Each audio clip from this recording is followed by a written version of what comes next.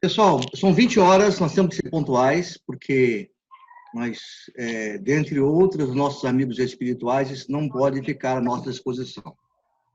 Hoje nós temos a alegria, boa noite a todos, boa noite Brasil. Hoje nós temos a alegria de ter entre nós a nossa irmã Luciane Schutt, de Brasília. Luciane é coach ontológica, formada no Chile, com especialização em Israel.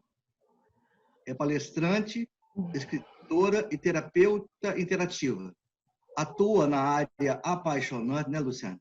Apaixonante de apoio aos médicos, familiares e pacientes dos portais da existência. E, obviamente, aos pacientes nessa condição.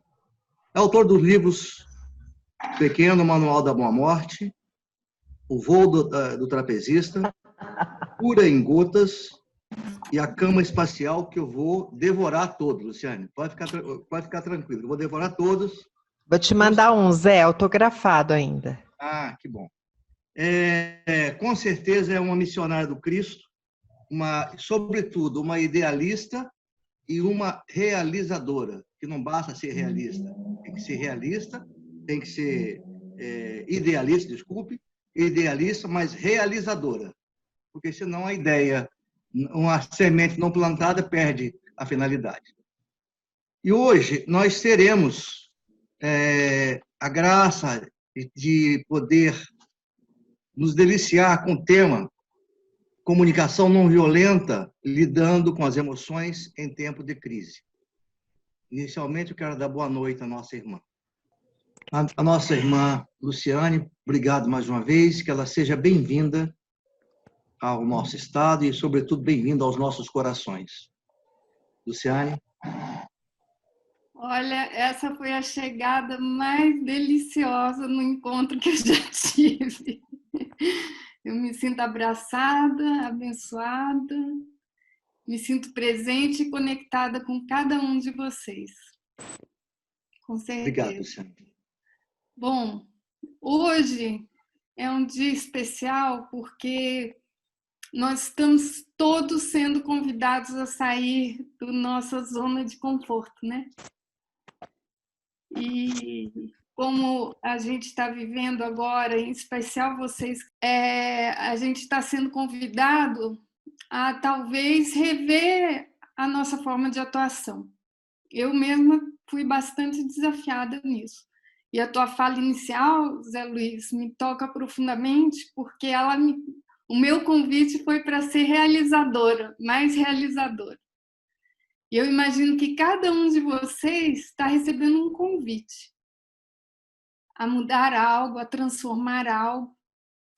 E eu espero que o nosso encontro de hoje vá ao encontro desse convite.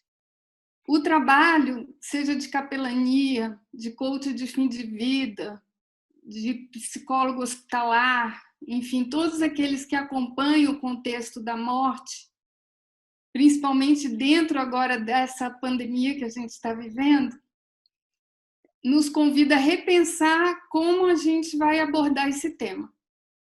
Porque nesse lugar, as emoções que já eram afloradas estão mais intensas ainda.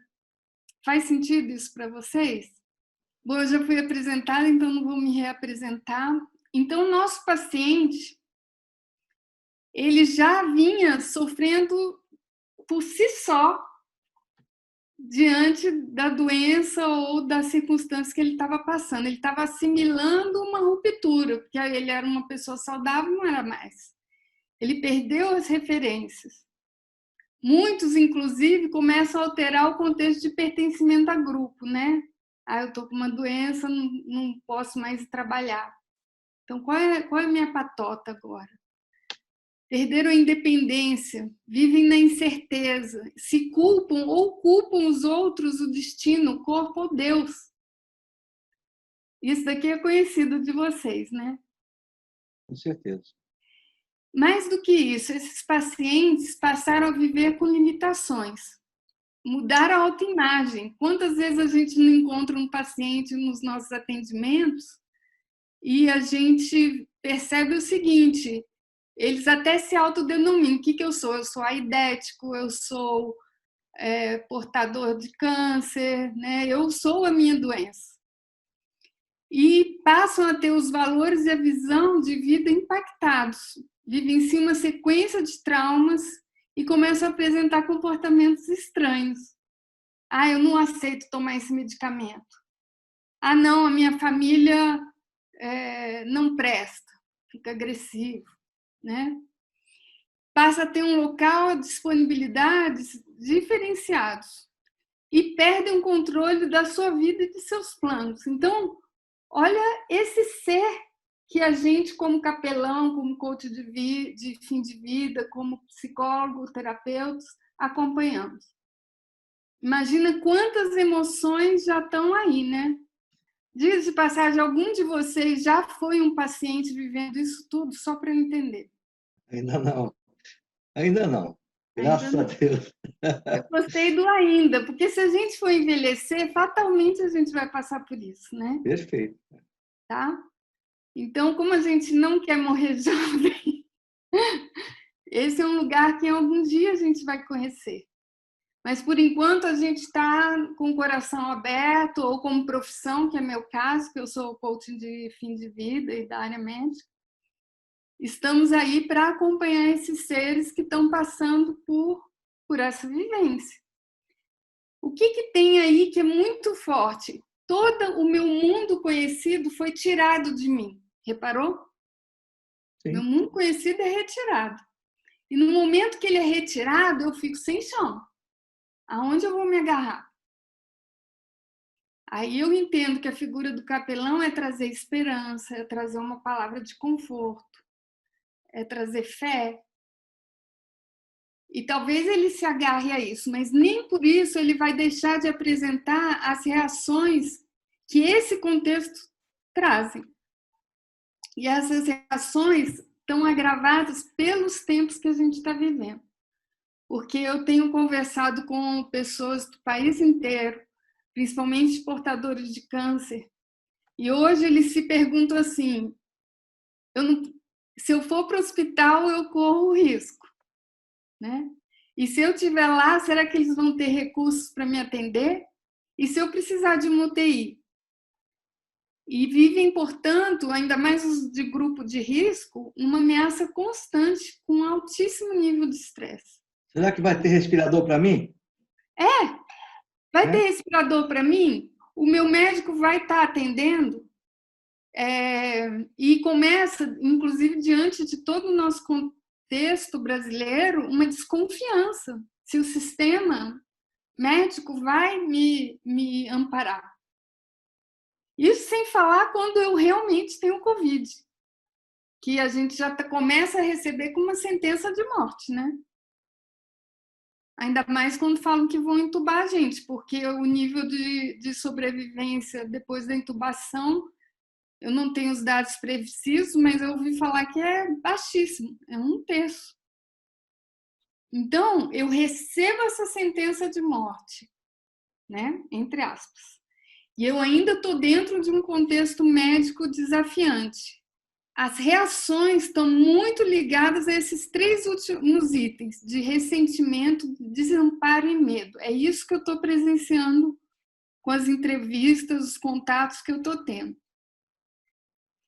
Então, o que acontece, gente? Diante de um contexto emocional intenso, a tendência é que o meu paciente, o paciente que eu acompanho, ele vai estar apresentando um movimento de reagir e acionar gatilhos que estão ligados a traumas do passado, a respostas do subconsciente. E eu estou vendo que a gente está diante de um grupo altamente espiritualizado, e para aqueles que creem até de vidas passadas, vai vir tudo. Porque eu estou sendo colocado diante de uma ameaça. E diante de uma ameaça, gente, como que a gente reage?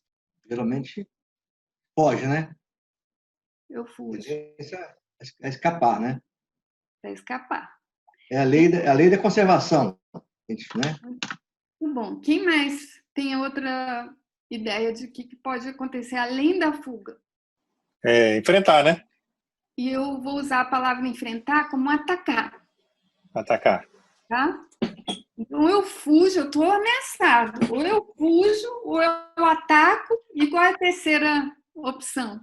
Que é enfrentar de alguma forma. Mas é paralisar. É eu ficar Entregar, assim. né? Eu não vou fazer mais nada, eu não vou seguir meu tratamento, eu não vou tomar meu medicamento, eu parei. Quando a gente fala dessas 3 reações, vocês veem como ela é, nesse contexto, ela é para lá desesperada.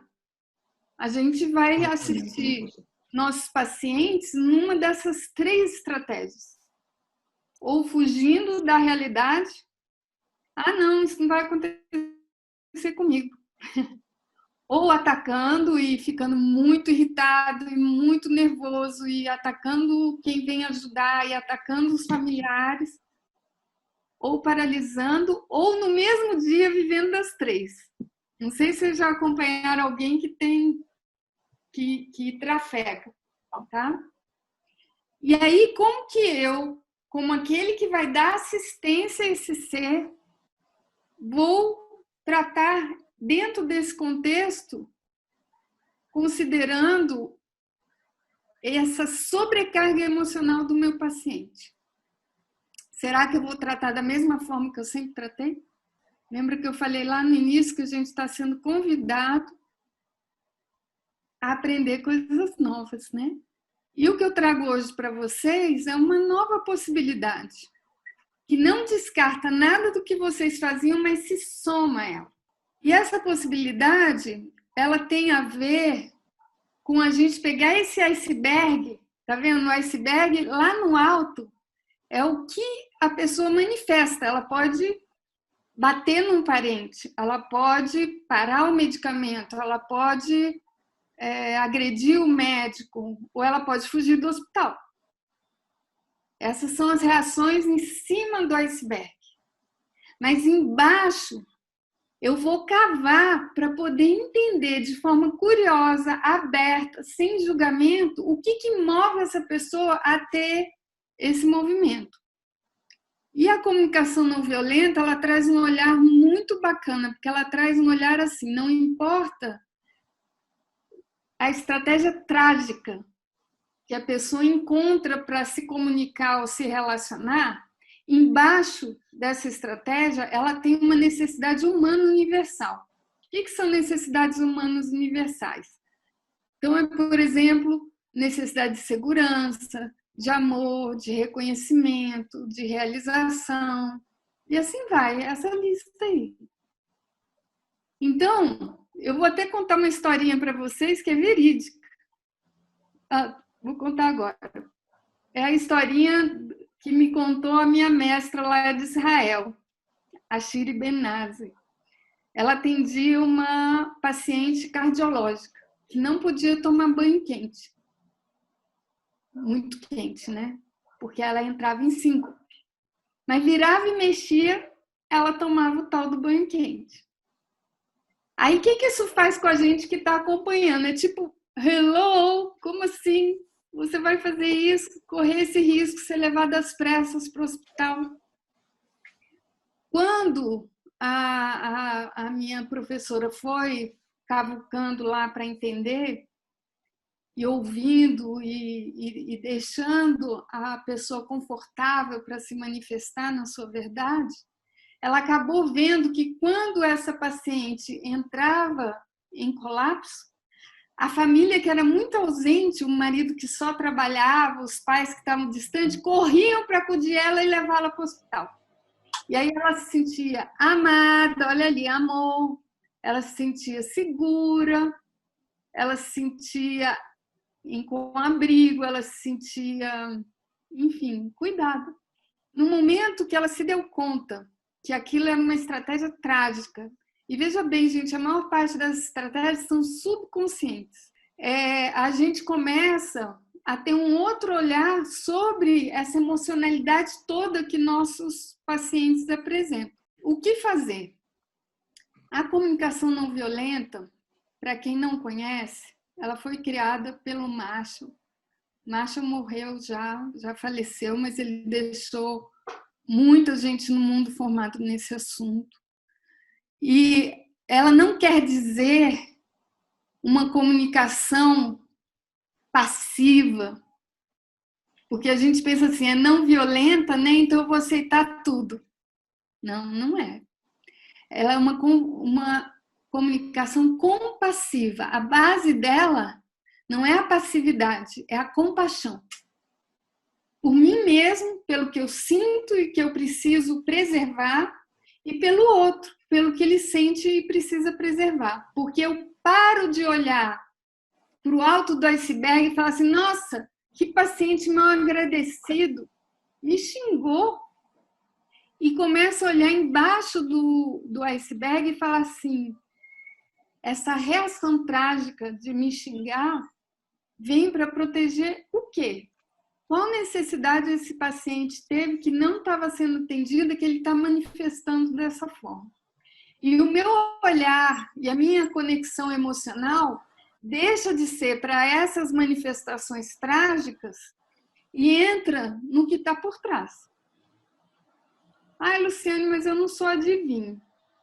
E nem precisa ser, porque a magia da comunicação não violenta é que no momento que eu me conecto com o outro, verdadeiramente curioso para entender o outro, pode ser até que eu não entenda, mas o fato dele sentir que eu estou conectado e curioso faz ele relaxar, se sentir amado, se sentir respeitado, se sentir valorizado.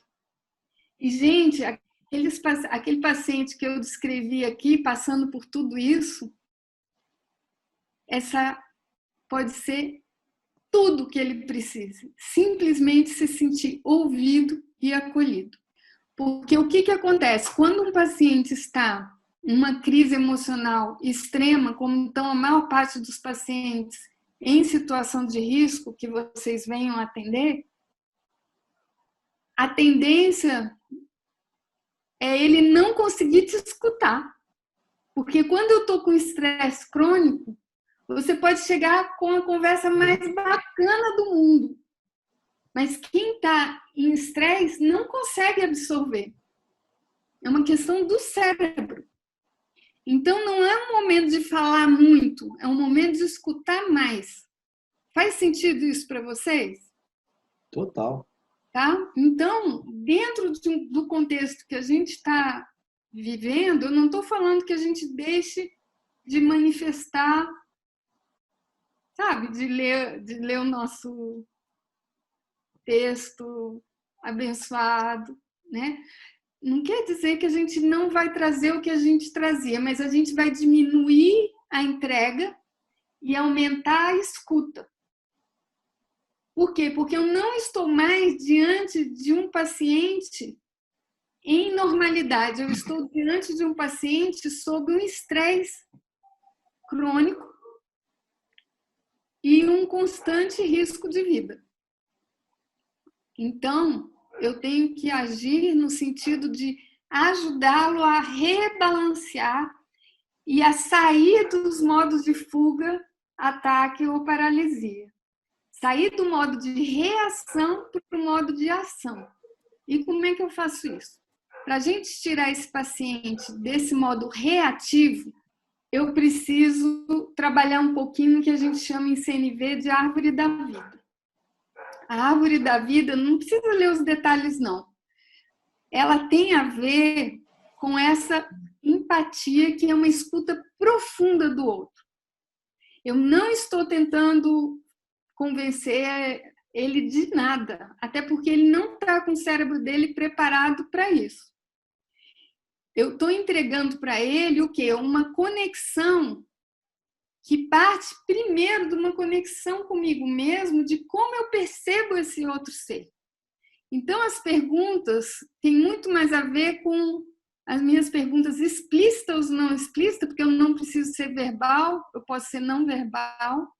É ajudar ele a expressar como ele está se sentindo, do que ele precisa e qual a emoção que ele está sentindo. Gente, uma das coisas mais poderosas é ouvir e perguntar que nome você daria a isso que você está sentindo. Porque, às vezes, esses pacientes estão tão sobrecarregados que eles nem sabem dizer se é raiva, se é tristeza, se é medo. E pode ser que na hora que ele fala assim, não, o que eu estou é com medo. É um medo muito intenso, de 1 a 10 é quanto? É um medo 8. Pronto. Eu não preciso salvar ele desse medo, porque é desumano chegar para alguém que está com todas aquelas condições que eu trouxe no início e falar assim, não sinta medo não, vai dar tudo certo, você não está na pele dele. Então, o que a gente faz? A gente acolhe o medo, e no momento que essa pessoa fala assim, alguém me entende, você já ajudou. Ele vai ficar com medo? Vai, porque é uma reação normal a uma situação anormal. Ele vai ficar triste? Vai, porque é uma reação normal a uma situação anormal. Então, o que a gente quer? A gente quer focar nesse lado aqui da árvore da vida, da CNV, que é trazer essa autoconexão nossa que nos permite, sem julgamentos, escutar o outro profundamente e abrir um espaço seguro para que ele não tenha que ser consertado. Porque quando eu estou em processo de hiperemocionalidade, a última coisa que eu quero é alguém que venha para me consertar. Eu preciso esparramar. E aí eu vou trazer para vocês uma metáfora que eu gosto de usar. Eu uso ela para N situações diferentes. Hoje eu vou usar para vocês para falar um pouquinho como é essa dinâmica entre eu que apoio um paciente em estado crítico e o paciente, ok?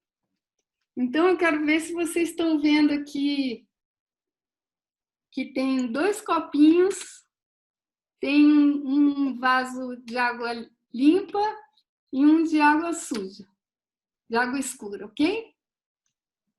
Então, pensa o seguinte, a situação é mais ou menos assim. Esse aqui é meu paciente. E ele vai no dia a dia dele temendo pela falta de recursos no hospital, temendo pegar a Covid por cima da doença que ele já tem, temendo ficar junto de um parente que pode passar Covid para ele, temendo que não tenha aquela cirurgia que ele estava esperando por causa da Covid, e assim vai. Estão me acompanhando? Sim. E com isso, a gente vai tendo esse paciente se enchendo de toda a carga e todo o peso que chega com a pandemia, somada à situação que ele vivia, que já não era fácil. Ok? Eu estou aqui do lado dele e eu estou acompanhando ele. Quando eu quero entregar a minha escuta empática, é natural que, na medida em que eu vou ouvindo essas histórias, elas transbordem para dentro do meu copo. E aí eu vou fazer uma pegadinha com vocês.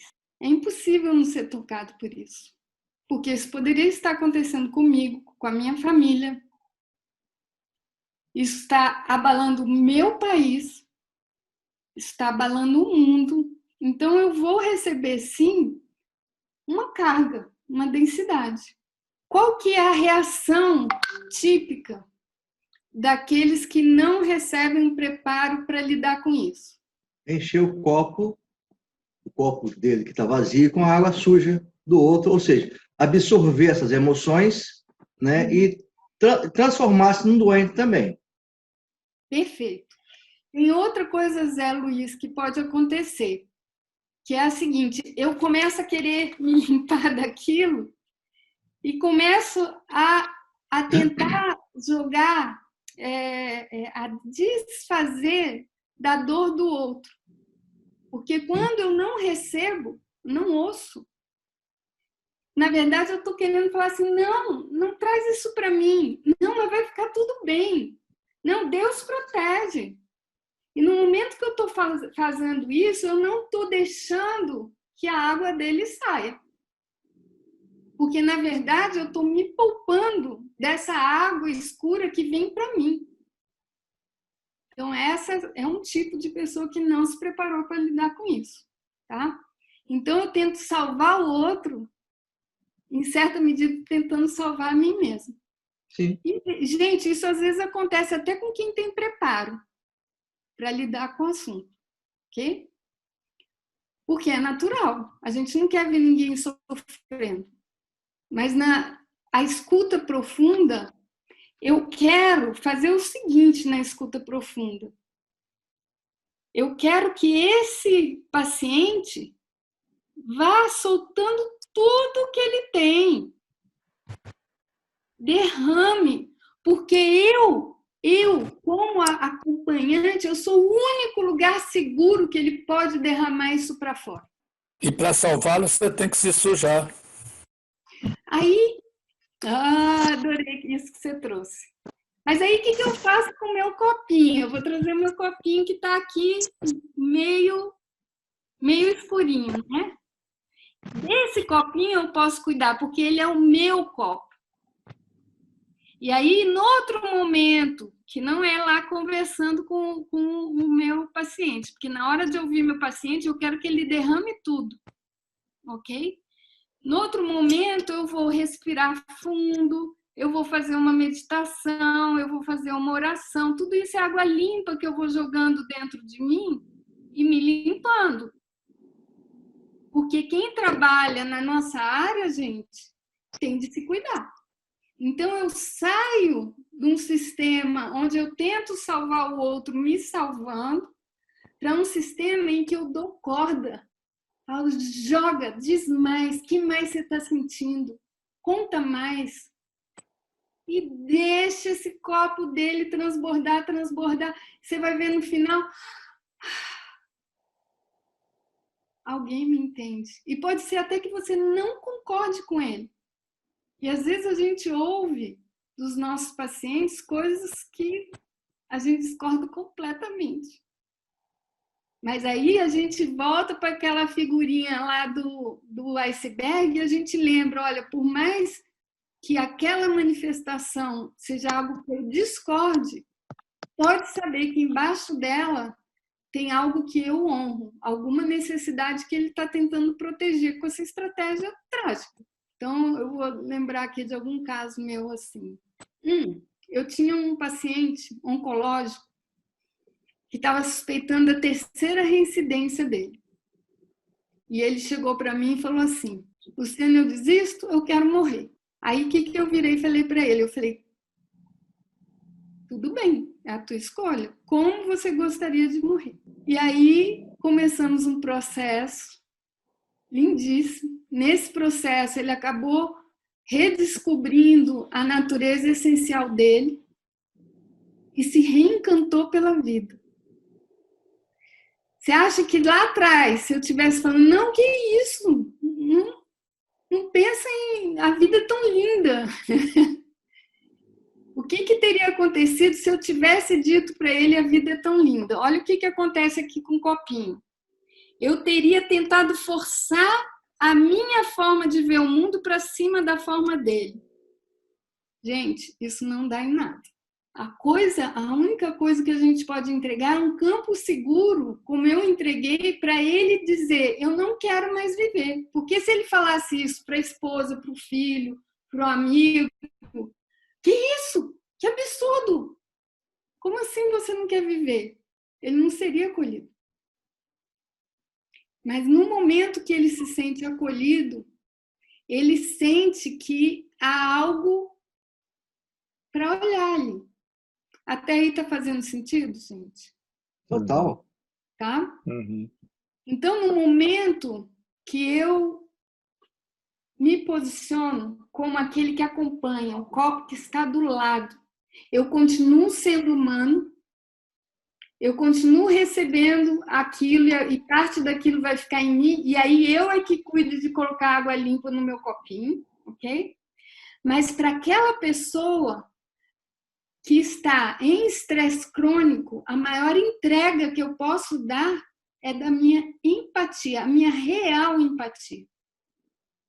E por que eu estou falando real, destoando de uma empatia que pode ser irreal?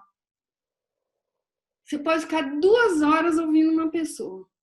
Se você chega no final e fala assim, mas a vida é bela, né? O cara passou 1 hora falando como para ele a vida não tá bela. E você, na melhor das intenções, pode ficar 1 hora na escuta empática e matar ela no final. Tentando colocar a sua água para dentro do copo dele. Quem está em estresse crônico, gente, passando pela situação que a maior parte dos pacientes hoje, num contexto de pandemia, estão vivendo, não dá conta de processar isso. E, pelo contrário, sabe o que sente no final? Eu perdi meu espaço seguro. Fica até uma sensação, é fake. Essa escuta empática é fake. Ele estava me escutando calmamente para, no final, me trazer uma coisa que não ressoou em mim. E isso, gente, é muito desafiante. Porque qual que é a nossa tendência? Querer salvar o outro. Mas esse não é o lugar. Agora é o lugar de dar dignidade ao outro. Então, na prática, essa escuta, para nós que acompanhamos nossos pacientes, ela é muito desafiadora. Porque, por todos esses motivos que eu coloquei. Somado ao fato que nós também podemos estar em estresse crônico.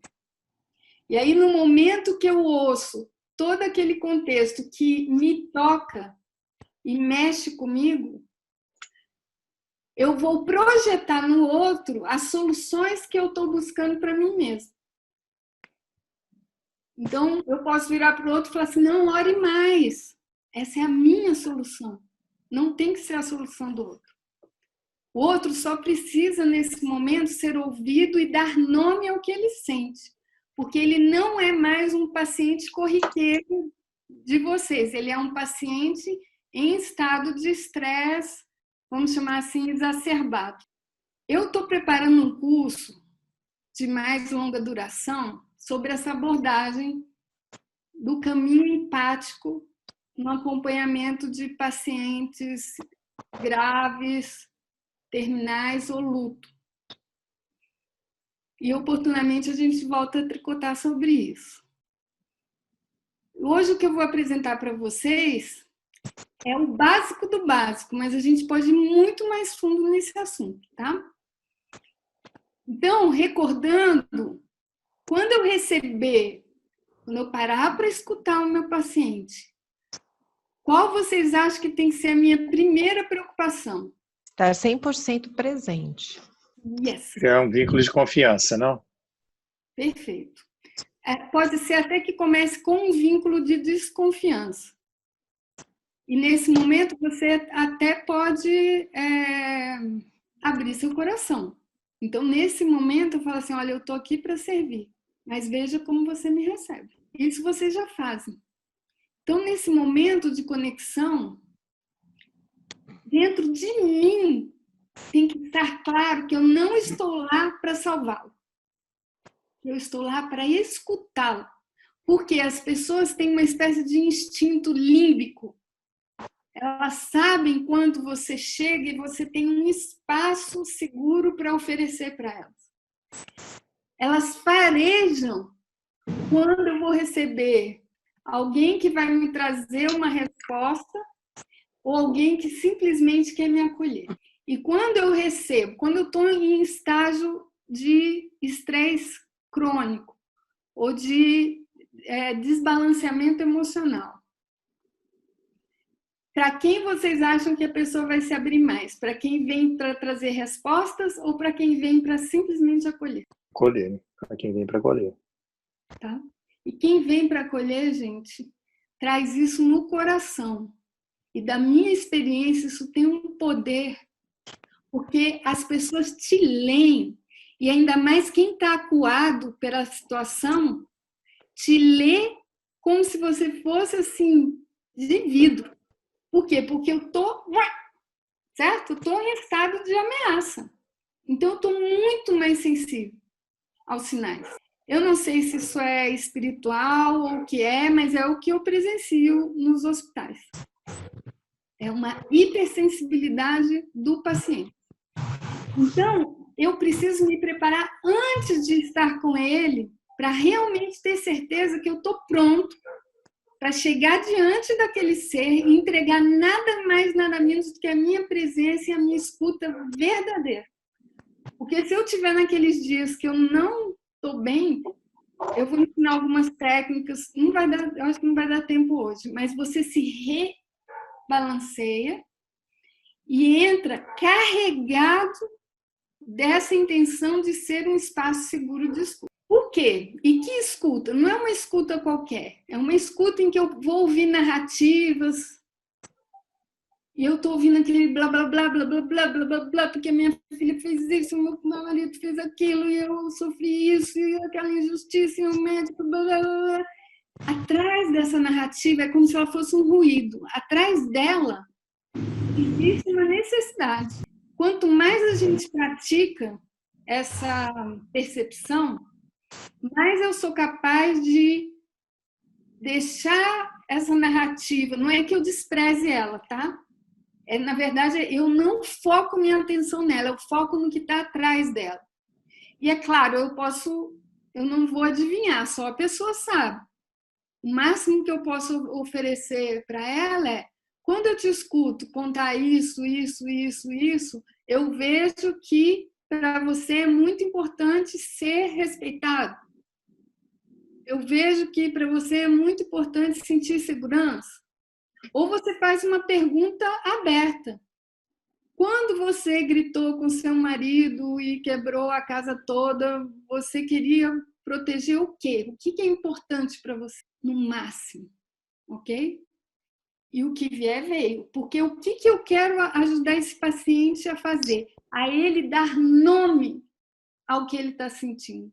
A ele dar nome ao que ele dá valor. Porque basta isso, gente, acreditem, para quem está nesse processo, para a pessoa se sentir recentrada. E aí eu tiro ela do modo reação para o modo ação. Porque nesse contexto em que eu ajudo ela a dar nome ao que ela sente, dar nome ao que ela tem valor para ela já começa a ser capaz de poder montar estratégias conscientes e não reativas para lidar com a situação que ela está enfrentando. Porque senão ela vai ficar presa aqui no modo reativo. E a melhor das frases e a melhor das orientações que eu dar para ela não vai ressoar, porque ela está em modo reativo. Eu não vou conseguir ter uma interferência, a não ser quando eu convide ela para ir para outro modo, um modo de ação. Nesse modo de ação, o paciente reconhece que ele está com aquela emoção e reconhece que aquilo ou aquilo outro tem importância para ele. Aí a gente começa a ter condição de abrir uma conversa de ação e sai do modo de reação. Faz sentido isso? Então, olha só. Como a gente faz isso? Primeiro, começando com uma conexão com o outro, desde o lugar, acho que foi a Ellen que trouxe, né? De presença. Presença é tudo. E a presença eu não cuido só na hora que eu estou na frente do paciente, eu cuido antes de chegar no paciente. Porque se eu mesmo estiver desbalanceado, eu vou trazer isso para aquele espaço. Ah, Luciana, mas eu não sou zen, budista. Não, e quando eu falo balanceado, é assim, minimamente bem. Cuida da tua respiração, né? Quando a gente está com aquela respiração curtinha, você está na ansiedade, está na preocupação. Então, simplesmente respira. Antes de entrar, hoje não se entra mais no hospital, né? Não sei se vocês estão fazendo atendimento remoto. Respira. Tá com a mente anuviada por causa do noticiário, olha para o jardim, olha para o céu, muda a sua atenção. Aprende técnicas que para você sirvam para se autorregular. Mindfulness é fantástico. De repente, num outro encontro ou no meu curso, eu posso ver um jeito de ofertar isso para vocês, eu ensino. Mas é importantíssimo que eu cuide da minha presença, em primeiro lugar. O segundo é que eu cuide de criar esse espaço seguro para o meu paciente e para mim. Então, imagine o seguinte, vocês estão vendo o copinho aqui? Os copinhos têm borda, certo? Por mais que a gente chegue pertinho, a gente tem um limite aqui, né? Vocês estão para fazer uma dinâmica rapidinha comigo, só para sentir isso? Perfeito. É uma dinâmica com um movimento que a gente faz aqui pela internet. Olha só. Coloca as mãos aqui para frente, eu quero ver a mão de todo mundo. E agora imagina que as emoções que você sentiu no dia de hoje estão sobre a palma da sua mão. Tenta lembrar do dia de hoje. O que você sentiu hoje? Não importa se negativo ou positivo, o que eu senti hoje? Está tudo aqui na palma da minha mão. Está até quentinho. Agora eu pego a palma da minha mão e trago para perto do coração, para o peito aqui, ó. E me permito ter sentido tudo isso. Seja feito de água clara ou água escura, este sou eu. Isso é real, é o que eu sinto. E agora você mantém uma das mãos no peito e a outra você coloca assim, ó, como se criasse uma barreira entre você e o outro. E imagina que você está cercado por um campo seguro onde você pode ser quem você é, sentir o que você sente e tá tudo bem. Coloca as duas mãos para frente e sente esse campo te envolvendo completamente. Esse é o campo que você vai sentar diante do seu paciente. Um campo seguro em que você se permite ser e sentir tudo que vier. Seja denso ou seja leve, este sou eu. E agora coloca a mão e estende para o teu colega aqui dessa rede. Nós estamos em 30 pessoas. Esse é o encontro do campo seguro de nós 30. Porque eu recebo o campo seguro do outro que está aqui e entrego o meu campo seguro. Mas o campo está construído. Perceberam? Sentiram? É uma coisinha simples, mas é isso que a gente faz, né? Então, até um exercício que vocês podem fazer antes de entrar na call ou ir ao hospital, se vocês ainda estão indo, para ter contato com o paciente. É criar o seu campo e imaginar que vocês estão dando espaço para o campo do paciente ser criado. Terceiro ponto, gente, é ter uma real curiosidade. Eu não sei quantas pessoas vocês já atenderam, mas depois de um certo tempo a gente começa a ouvir histórias repetidas. E a gente acaba se anestesiando. Cada história é uma... Então, essa legítima curiosidade pelo outro, ela é fundamental. Uma intenção de conhecer as motivações que estão por trás desse outro. De ouvir dele qual o nome da emoção que você sente, o que é importante para você. O que você quer preservar aqui? Com esse seu comportamento ou com esse seu pensamento. E ficar curioso. Gente, o ser humano é infinito. E se a gente for realmente curioso e tiver uma intenção profunda de conhecer o outro como se ele fosse totalmente novo, por mais que a gente tenha cruzado com tantos pacientes com quadros similares, o paciente vai sentir, mesmo que você ouça a mesma narrativa de sempre. O que importa é que ele entende de uma forma límbica, intuitiva, que você está lá de verdade para ouvir ele, sem julgar ele. Imagina esse paciente terminal que eu atendi, aliás, ele não era terminal, que chegou dizendo que não queria viver, e se eu falasse para ele, nossa, muito triste, né, te ver assim. Ele se sentiria julgado e não teria voltado. Aliás, ele desistiu, né, de morrer, fez os exames, fez um tratamento punk e hoje está feliz, amando a vida. Então, como foi importante não ter julgamento e ficar realmente curioso sobre o outro.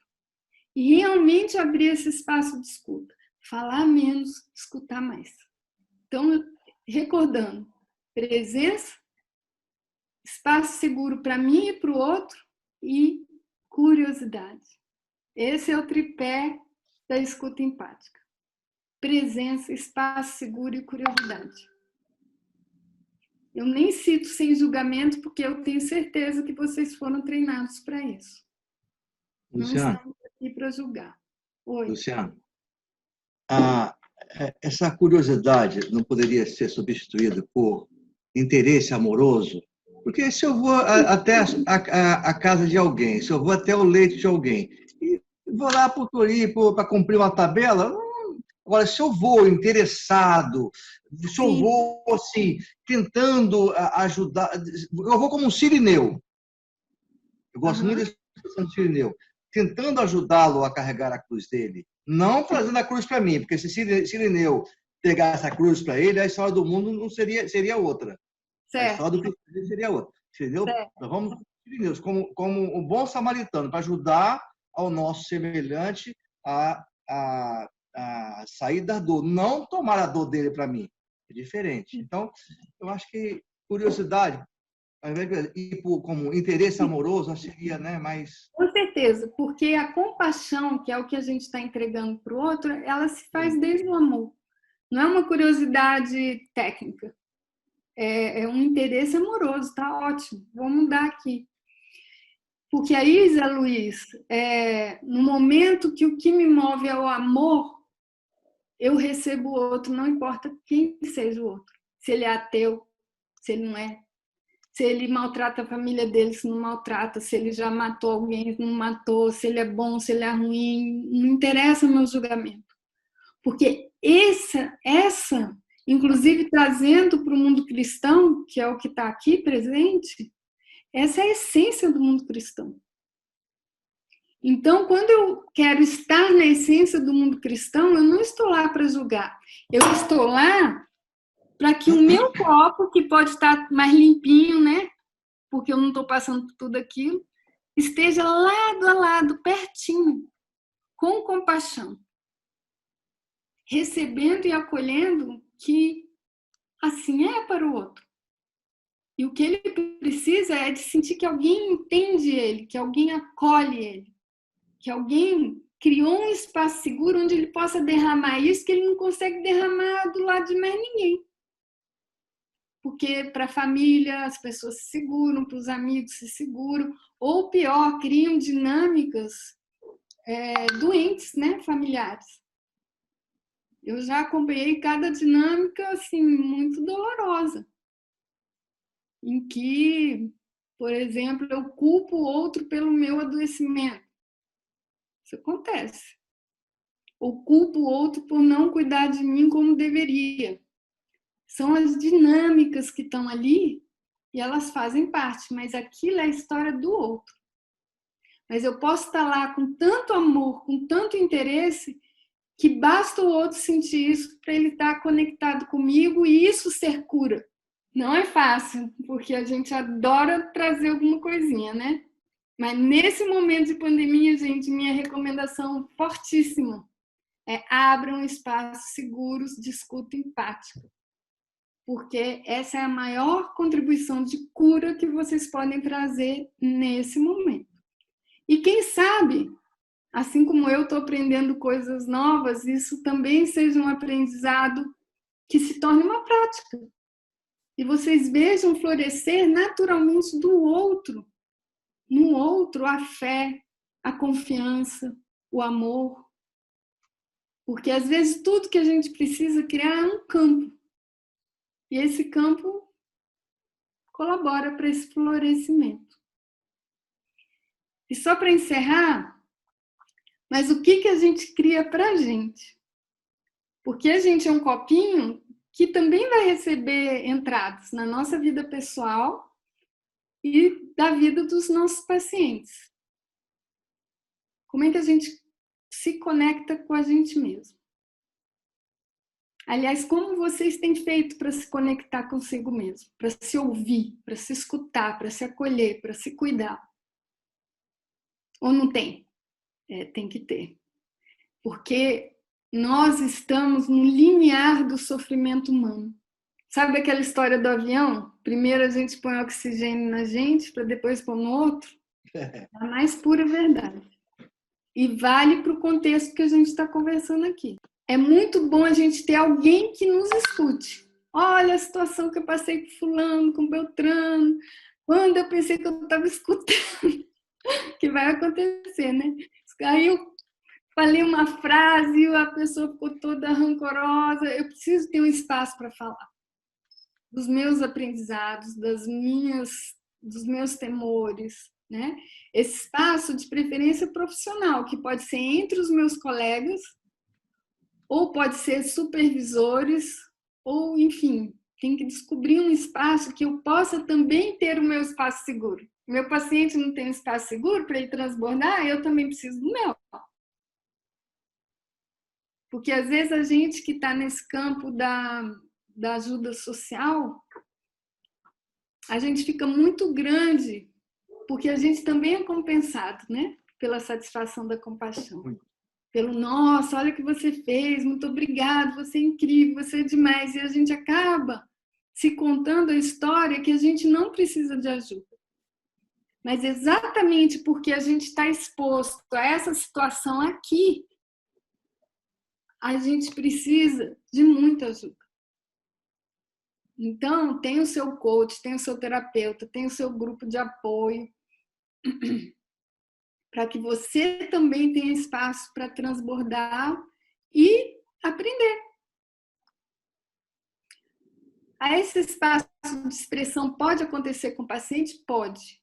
Eu acho que foi o Wilson que trouxe, na medida que a gente ganha em confiança. Porque aí eu posso apresentar a minha visão falando assim, olha, só é como eu vejo. Veja como te chega. E não fica desrespeitoso, nem invasivo, nem fora de contexto. Então, o espaço de expressão com o paciente pode ser construído, sim, para eu falar, olha, eu sei que você vê dessa forma, eu vejo dessa, como seria? Mas isso é um trabalho no tempo, não é para aquelas intervenções pontuais. Eu teria que estar construindo essa plataforma de confiança para poder ter um espaço de expressão com o paciente. Senão, um paciente que está nesse estado de estresse crônico, eu posso guardar a minha expressão para outro momento e realmente ser só isso. Em suma, eu não preciso concordar. Escuta empática não significa eu concordo. Eu não preciso buscar resolver a situação do outro, eu não preciso buscar salvar o outro. Eu tenho que cuidar de manter meu copo o mais limpo possível e a minha presença e proximidade a maior possível. É essa a minha responsabilidade. Professora, Diga. a gente pode, você falou de espaço de expressão, falar também experiência que você teve, como que você se sentiu. Você acha que isso pode deixar também uma abertura para ele também se expressar? Uma experiência semelhante que passou com você? Quando você constrói o campo de confiança. Então, Depois... minha sugestão, primeiro entrega. A tua escuta. Entrega e escuta. Na medida que você for sentindo que se criou um link de forma muito respeitosa, você pode entregar a tua experiência.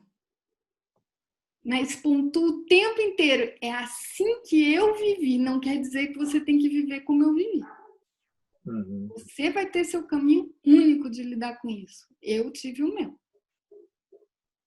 Por quê? Senão eu estou tentando pegar... Lembra aquela história da aguinha? Eu estou tentando pegar minha água e entornar dentro da dele.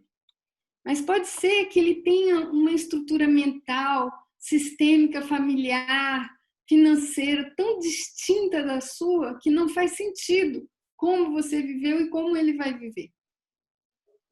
Luciana, essa não concordância, a não concordância com o que ele fez ou o que ele sente, a não concordância em que sentido? Eu vou dar um exemplo prático. Quando esse paciente oncológico chegou para mim e falou assim, eu quero morrer, na hora meu estômago apertou e ficou desse tamanho. Porque eu senti em mim a dor dele tão grande que a vida não valia mais a pena. E eu acho a vida muito preciosa. Eu acho que é muito sério a gente desejar morrer. É porque eu fiz essa pergunta, porque assim, no campo, né, da constelação familiar, Sim. a gente aprende que a concordância ela deve ser acolhida, deve ser sentida no sentido de compreender que foi o jeito de, por uma coisa passada, entender que aconteceu como tinha que acontecer, né, saindo daquela premissa de que tudo que acontece é por permissão de Deus, não cai nenhuma folha, né, sem a sua permissão. Então, nessa concordância, na constelação a gente aprende que ela faz sentido, né, em concordar com tudo como aconteceu e concordar com o outro, como o outro se posiciona, como o outro sente, por mais que seja errado, assim, entre aspas, né, para os nossos valores, para os nossos princípios e para as nossas necessidades. Mas a concordância em relação ao jeito do outro de se posicionar e de ter se posicionado de uma maneira errônea, né, que a gente sabe que, por exemplo, legalmente seria errônea, mas concordar nesse sentido que aconteceu como aconteceu porque tinha que ser daquele jeito, né? É nesse sentido que eu vou usar uma distinção linguística que vai ajudar a clarificar esse ponto. Uma coisa é aceitar. Eu aceito que meu paciente não quer viver. A outra coisa é concordar. Realmente ele não tem que viver, porque realmente viver com aquela doença, entendeu? Então, a gente trabalha no coaching médico com essa distinção. Eu posso aceitar que assim é para o meu paciente, mas eu não preciso concordar com ele. É diferente de como o termo é utilizado em constelações, ok? Sim. Tá? Então, a gente está falando dessa aceitação plena do outro, que é um movimento, a meu ver, muito cristão. Né? Aceitar o outro como ele está, com todas as estratégias trágicas dele para defender as necessidades e o que importa para ele. Mas no momento que eu aceito e crio o espaço seguro, qual que é o próximo passo? É ajudar essa pessoa que está desbalanceada emocionalmente a dar nome ao que ela sente, a dar nome ao que importa para ela. Tem técnica para fazer isso. Mas eu acho que vocês são bem escolados. Vocês podem simplesmente perguntar. E depois a gente pode ver se o assunto interessa a vocês, a gente aprofunda aí em algum momento, de alguma forma. Mas nesse contexto que a gente está vivendo, o autocuidado do cuidador, e o capelão é um cuidador, é fundamental. Principalmente porque nós estamos sendo inundados por tanta coisa, né? Posso falar agora? Luciana, muito excelente suas colocações, né? Nosso trabalho na capelania é um pouco diferenciado, que a gente vai para as enfermarias, mas só me deparei uma vez num hospital, o paciente estava em estado terminal e a família estava ali reunida, pesarosa, né? Nós só cantamos várias músicas e a gente percebeu que aquilo foi um bálsamo para a família toda e até para a própria paciente, né, que já estava em estado terminal. foi o que a gente conseguiu vivenciar nessa situação. Sem falar nada, não falamos nada, só cantamos. E eu queria fazer uma outra colocação. Eu não sei se entra ali, né? Quando você colocou as 3 situações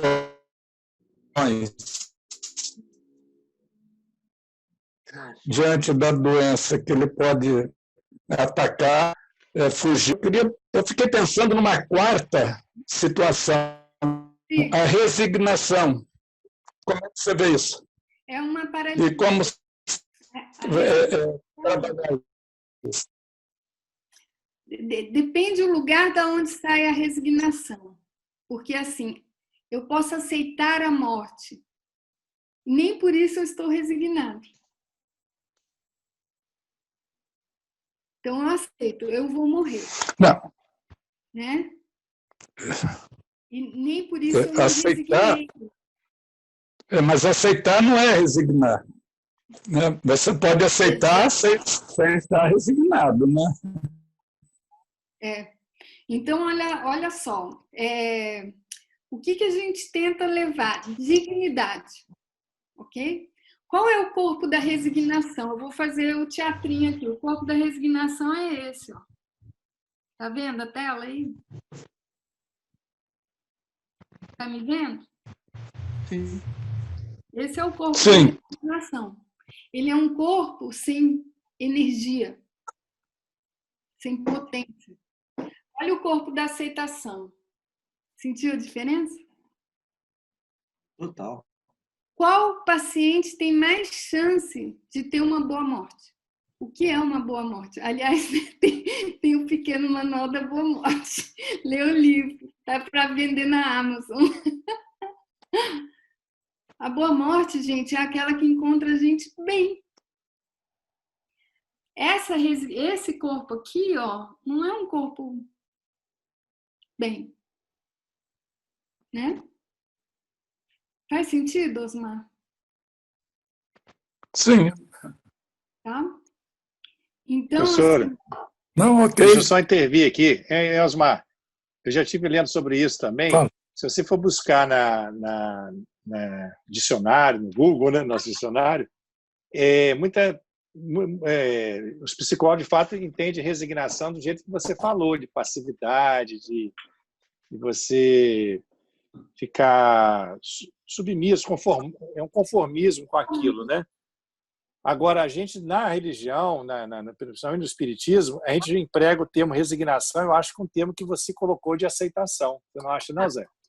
Não é uma aceitação passiva.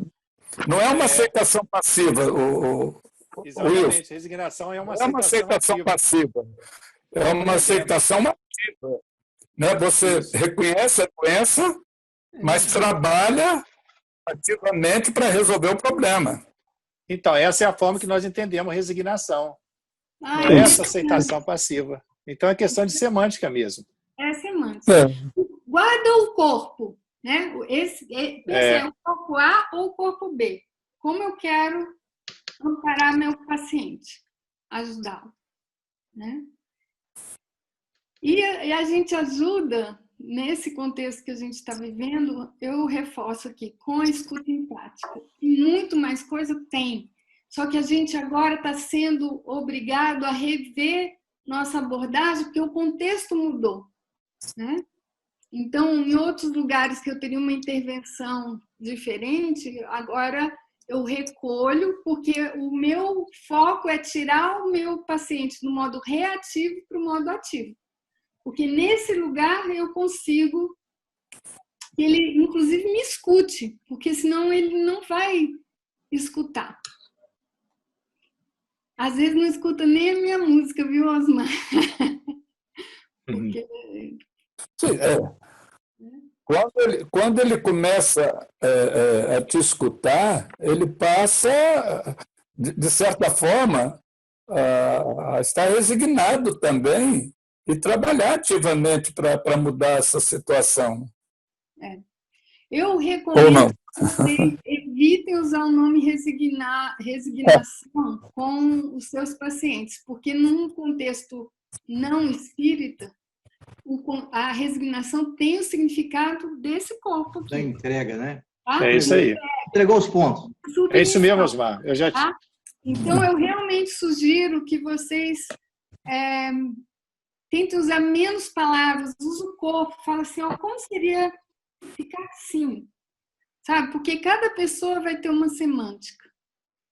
Então, às vezes, a linguagem do corpo é mais poderosa do que palavras. Ok. Alguém mais teria alguma pergunta? Eu tenho, Luciana. Luciana, você começou sua fala usando um termo maravilhoso, assim, é a chave da nossa proposta, que é a palavra compaixão. Uhum. Nos cursos preparatórios para atendimento fraterno, dentro das casas espíritas, tem um conceito do não envolvimento. Uhum. Eu pergunto a você, se eu não tiver curiosidade, aquela curiosidade amorosa que eu te falei, Tá. se eu não tiver interesse pelo meu paciente, se eu não tiver uma proposta de apoiar, de dar a ele um colo, um ombro amigo, como é que eu posso fazer isso? Ou seja, se eu não tiver essas três coisas, eu não posso fazer capelania. Nossos instrumentos colocados nos cursos é mão, coração e mente. Eu vou lá para dar um colo, dar um ombro amigo. Como é que eu vou ter essas três coisas na minha vida sem envolvimento? É impossível você fazer capelania, você fazer um atendimento fraterno realmente, literal, sem envolvimento. Você concorda comigo? Total, tanto os copinhos representaram isso, né? Toda vez que um ser se manifesta ao meu lado, algo está vindo para mim, né? Então, vamos trocar o não envolvimento pelo autocuidado? E autocuidado significa saber a hora que eu preciso colocar água limpa dentro de mim. Porque eu não vou tirar aquela memória. Eu já acompanhei assim, pacientes, gente, que é muito traumático você ver o estado de morbidade, né? E eu acho que vocês passam por isso, que a gente presencia os cheiros, os barulhos, né? Tudo isso tá em mim. Eu conheço de primeira mão essa dor. Então, eu não vou entrar assim, dia 1, 2, 3, eu fui parar no UTI distraída. Porque isso já me tocou, isso já me maculou, é algo dentro de mim. O que eu posso fazer para cuidar disso? Encontrar as minhas águas limpas. Eu acordo todo dia às 4 da manhã e fico 1 hora e meia fazendo yoga. É a minha limpeza e higiene mental. O dia que eu não faço isso, eu não tenho a mesma estrutura. Porque eu só pego coisa punk. Então, para a gente poder se envolver sem se desbalancear, e o envolvimento é necessário, porque é onde eu me conecto ao outro, né? Onde eu sou compassivo. Compaixão é ser capaz de sentir a dor do outro sem trazer para nós, mas sentir, né? Eu vou dar rapidamente uma metáfora que me ajuda muito e eu acho que vai ajudar vocês. Tem uma pessoa se afogando no rio. Você está na beirada. Simpatia é você mergulhar no rio e morrer afogado junto da pessoa. Isso é simpatia. Apatia é você ficar lendo um livro e falar assim, não, ela vai ser, nada, bate os braços, você vai chegar lá do outro lado. Isso é apatia. Empatia é jogar uma boia com uma corda, a pessoa vai ter que agarrar a boia e você devagarinho vai puxar ela para a beirada. Mas ela tem que fazer a parte dela. Então, o que eu vejo no mundo do voluntariado, principalmente na área de saúde? Muita gente com simpatia, achando que está sendo empático. E outros que se protegem no outro extremo, da apatia. Vai lá, reza o terço. Eu entrei no hospital uma vez, gente, que horror. O cara completamente desconectado emocionalmente, espiritualmente. Eu tenho sensibilidade. Ele estava ali, ele abriu a Bíblia e ficou rezando alto, num ambiente de tanta dor, de tanto sofrimento, e ele não estava nem aí. Esse cara pensa que ele é um voluntário, mas ele está apático. Então, a gente vê muito dentro dos hospitais os simpáticos e os apáticos, porque trabalhar com empatia tem que ter treinamento e tem que ter mecanismos de autorregulação e autocuidado, senão acaba resvalando ou para cá ou para cá. Obrigado, Luciano. Eu queria abrir espaço para que os nossos irmãos também possam interagir. Tá? Wilson, pode falar. Zé, eu queria falar duas coisas. Uma, eu não sei se o Eduardo não está presente não, né? Eduardo da Marciane, não, né? Tá aí sim. Ah, tá aí? Então acho que ele mesmo pode falar, porque uma das coisas que ele mais fala para a gente ele aprendeu isso de uma forma quase automática. Ele mesmo aprendeu. Ele fala que desenvolveu essa habilidade das coisas que ele mais aprendeu na capelania foi isso. No início, ele se envolvia com a dor do outro e carregava o problema do outro. E com o tempo, ele conseguiu separar isso, não carregar a dor do outro com ele. Ele fala muito, ele conta isso com muita. Eu não sei se ele está aí presente para falar isso. Segurança, né? Doutor, que prazer ver vocês, meus amigos. Boa noite, Eduardo. Boa noite. Ô, Wilson, mas isso é um aprendizado que a gente, esses 7 anos e meio aí de capelania, ajudou demais. Porque você sai de um hospital, uma tragédia grande, que a gente conhece bem, principalmente lá na emergência. Se você, na hora de sair, que a gente vai na capela e agradece a oportunidade, e a gente passa a separar a dor do outro da nosso balaio de dor, né? Então, isso é um aprendizado que a gente tem que desenvolver, né? Alô? E foi muito bacana isso. A capelania nisso fez um bem que, na outra encarnação, ainda vou lembrar. Aquela capelania da outra me ajudou muito nisso. Diferenciar, né? Porque eu não posso, se eu carregar a dor do outro, eu não vou ajudar o outro e eu vou me prejudicar. Então, se eu entro numa sintonia de paz, de amor, amorosa, eu estou ali para isso, né? Então, e eu transportei isso para o meu dia a dia. Hoje, eu procuro viver isso. Você consegue jogar é importante assim, nós não vamos carregar a dor do outro, mas jamais ignorar a dor do outro, né, Eduardo? Não, ignorar não. Doutor, aquilo que eu falo com meus amigos lá de Capelania, o Osmar está aí. Nós impomos a mão numa pessoa que está presa, algemado, que praticou atos muito feios, e a gente tem a obrigação de falar, eu te amo. Por quê? Eu tenho que estar ali como um irmão, eu não vou ali para julgar, eu não falo, eu penso isso. Você é meu irmão e eu te amo. Por quê? No nosso trabalho, nós temos que desenvolver essa capacidade de parar de ser crítico do que o outro fez. Isso para nós não importa.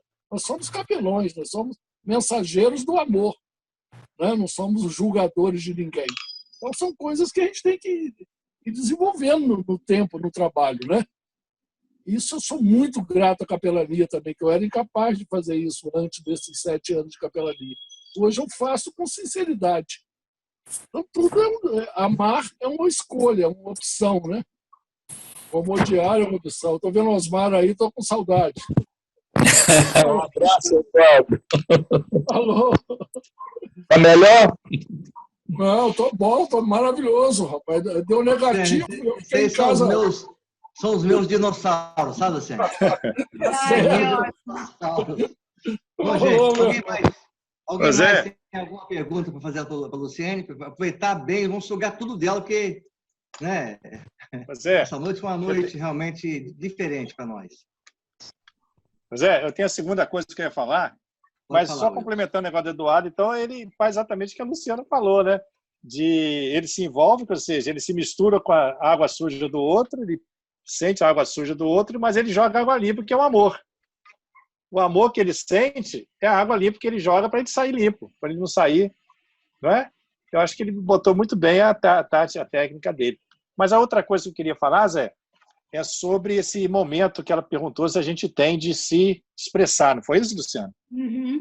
Foi. E aí eu me lembrei, Zé, das nossas reuniões da segunda, né? Que nós sempre fizemos, nosso objetivo sempre foi esse, né? Eu acho que quando a gente acabar a quarentena, eu acho que a gente pode resgatar essa reunião de segunda, como a gente já fez algumas vezes, né? Uma oportunidade que tem das pessoas se abrir ali, de se colocar, né? De, como ela colocou, e os outros ouvindo, né? Essa escuta aí ativa, né? Não sei o que você acha, Zé. É uma oportunidade muito grande que a gente tem na segunda-feira lá Com certeza. O que eu acho? um modelo para nós. Mas pode ser pelo Zoom também, né, pessoal? Aí, pelo menos assim, eu participo. Senão eu fico de fora. Isso, Também, isso que eu ia falar também, pelo Zoom. É isso aí. Mais alguém deseja fazer alguma colocação, alguma pergunta para a Luciane, para o Luciano? Eu gostaria só de reforçar, né, toda a fala da Lu.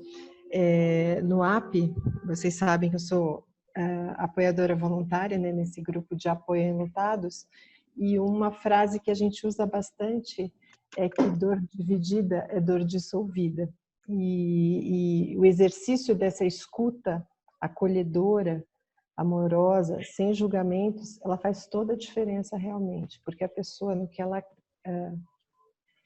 divide, ela põe para fora, o copinho dela realmente esvazia, e só aí é que ela vai ser capaz de uma hora deixar a água limpa. Né? Esse esgotamento é muito, muito eficaz mesmo. Augusto, Sim, você?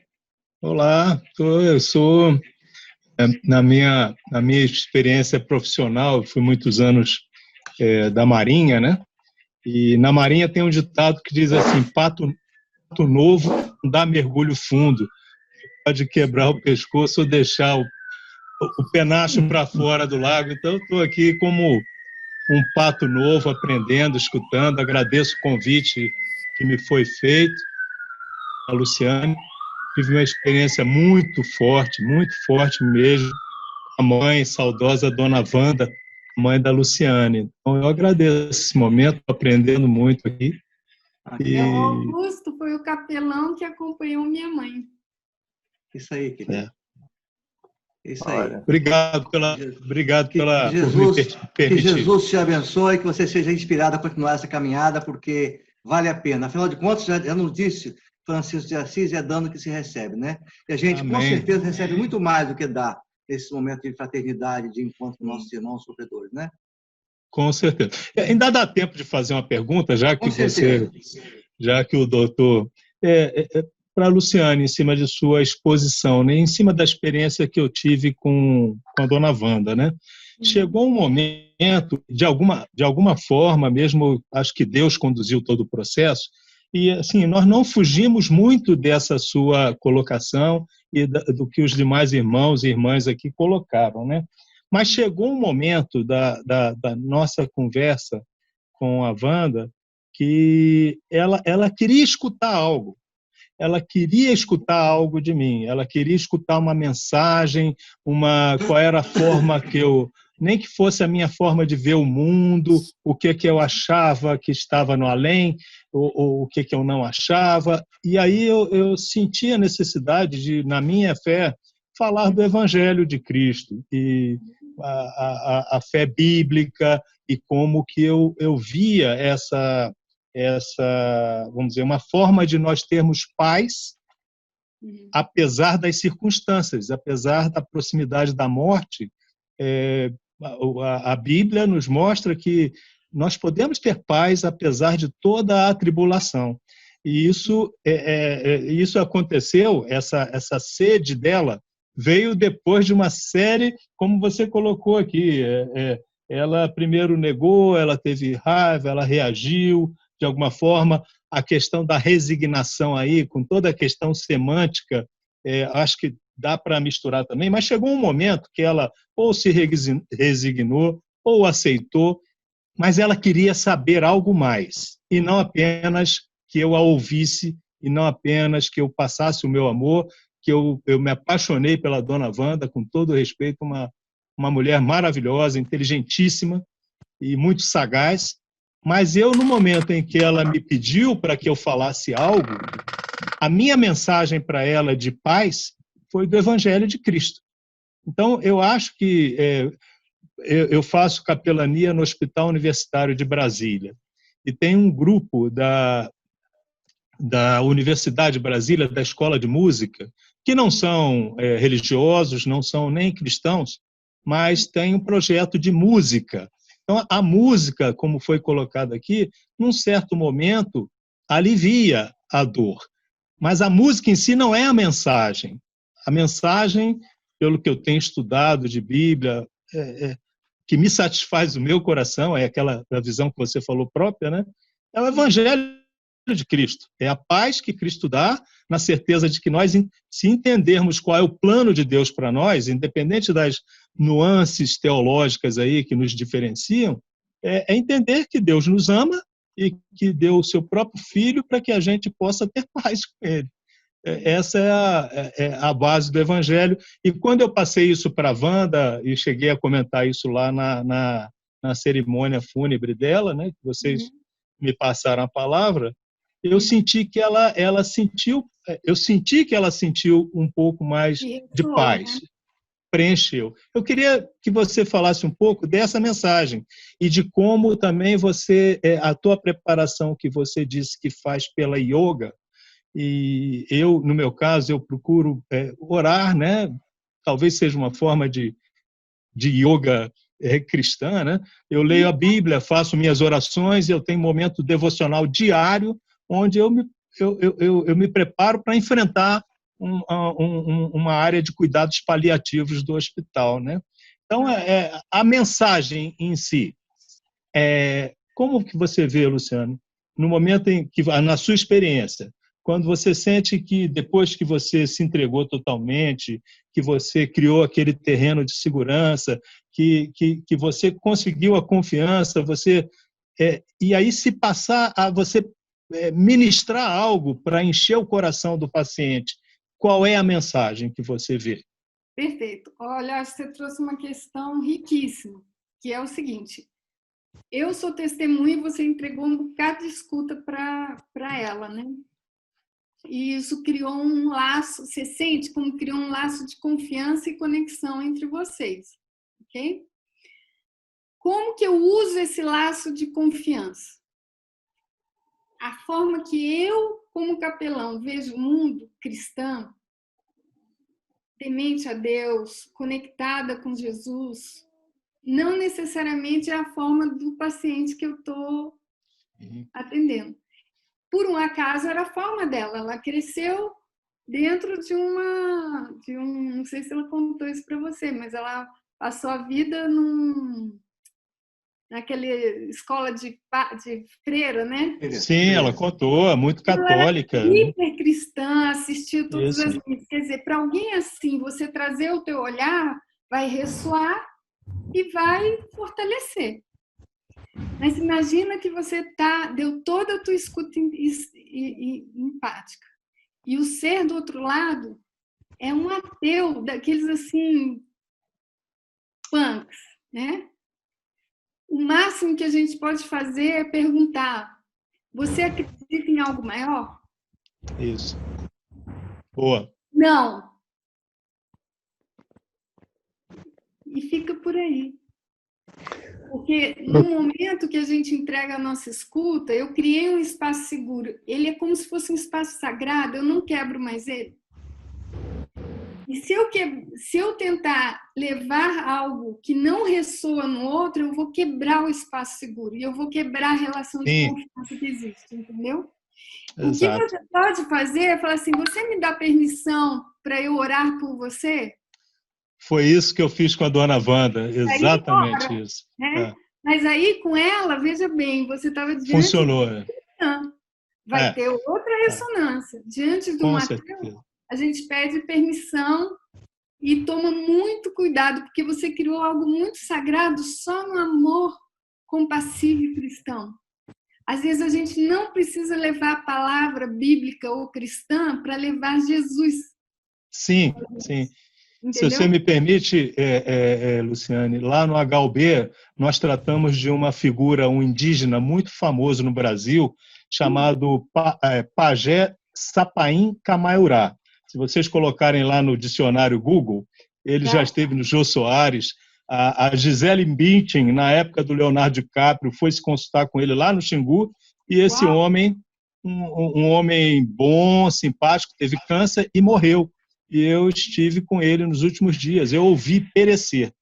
E criamos esse espaço todo, ele animista completamente, a pagelança, foi permitido o hospital levar tudo que era possível levar para trazer paz ao coração dele, mas chegou um momento que eu falei isso, exatamente o que você disse, Pajé, com todo respeito, você permite que eu faça uma oração na forma que eu creio? Ele falou, lógico, e disse amém depois. Cara, eu fico até aqui emocionado de falar isso, porque foi uma experiência riquíssima, sem impor a nossa visão e com muito carinho, né? Que só o amor que Cristo coloca em nosso coração que permite que a gente tenha a habilidade, e eu vejo aqui, fico feliz de ver 30 pessoas, chegou a 30 capelães, isso é obra de Deus. Mas obrigado, me respondeu. Preencheu o meu coração. Vou fazer uma colocação seguinte.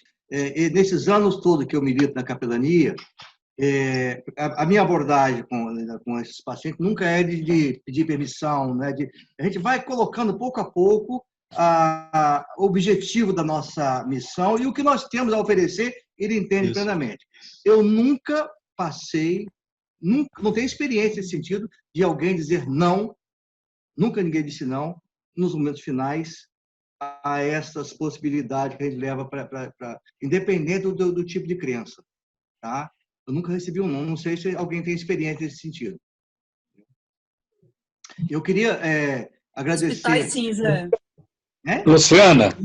Nos hospitais a gente passa por essas situações, sim, das pessoas não... Eu não tenho experiência, eu nunca vi esse momento, tá? Resistência. Eu já soube de mais de um paciente que se sentiu altamente invadido.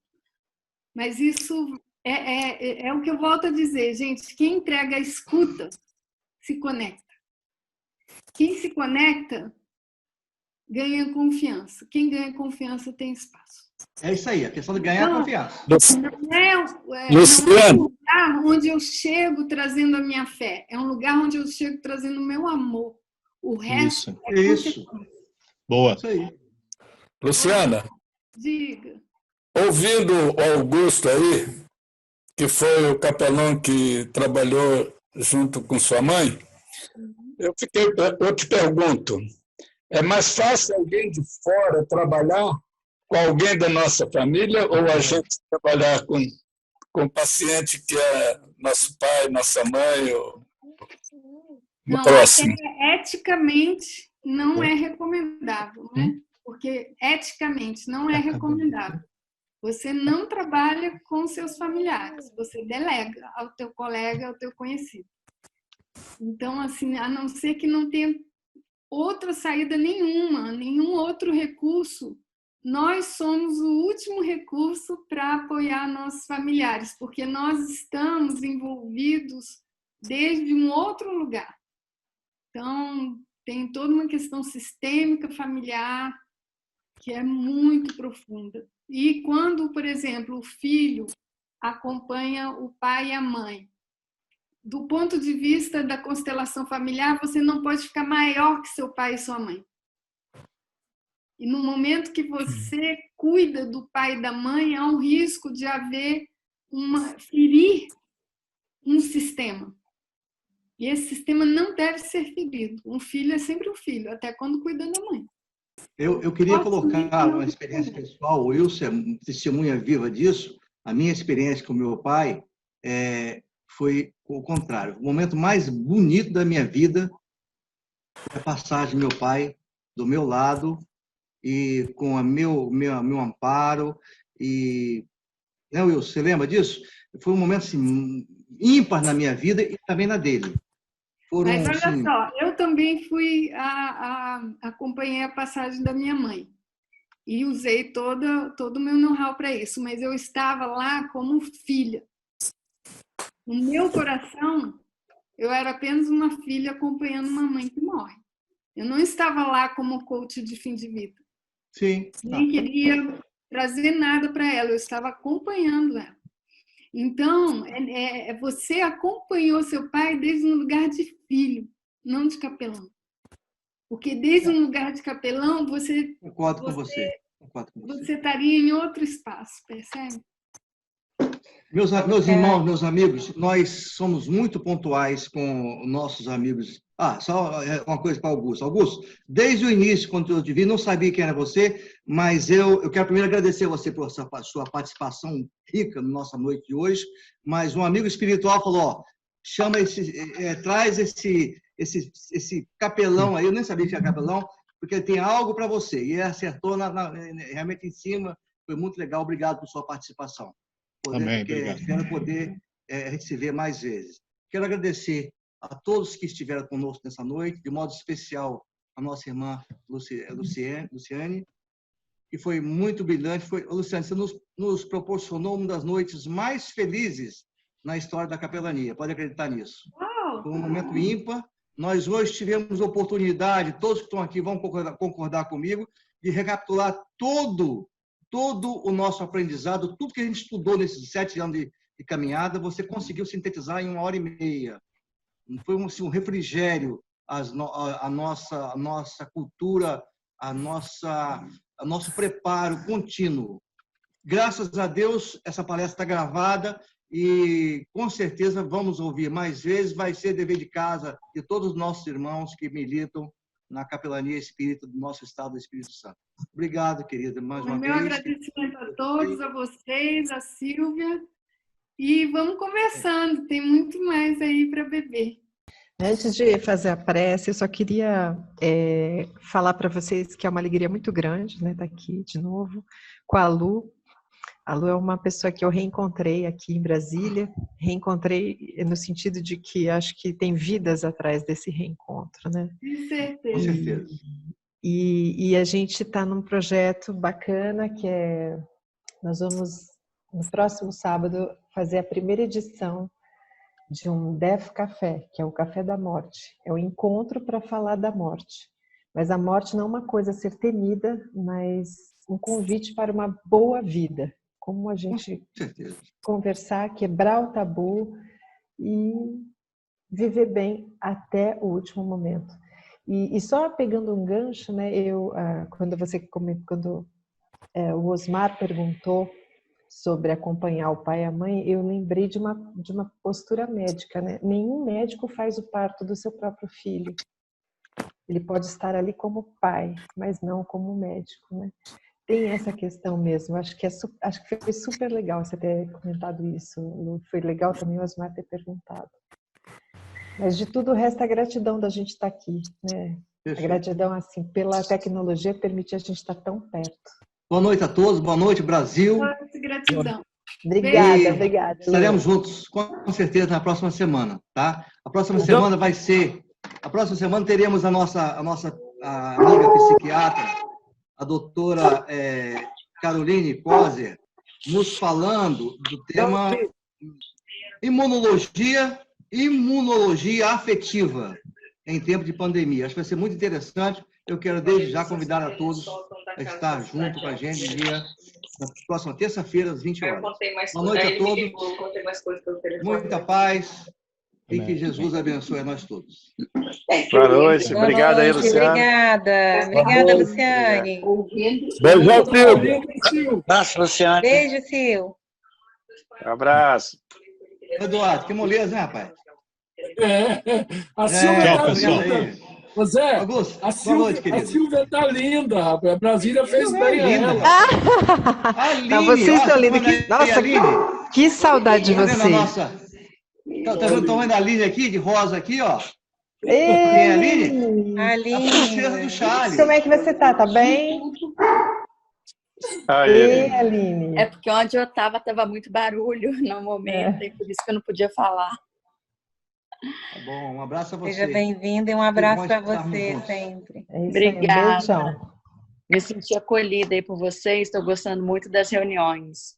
Isso aí. Que bom. Tá bom? Obrigada por tudo. Muita paz a Um abraço, Eduardo, tchau, que gente. inveja de Fica você, olha. Aí. Olha como é que tá o velho aí, Osmar. Olha aí. Ah. Um beijo no coração de vocês. Abraço. Boa noite a todos. Tchau, gente. Boa noite. Tchau.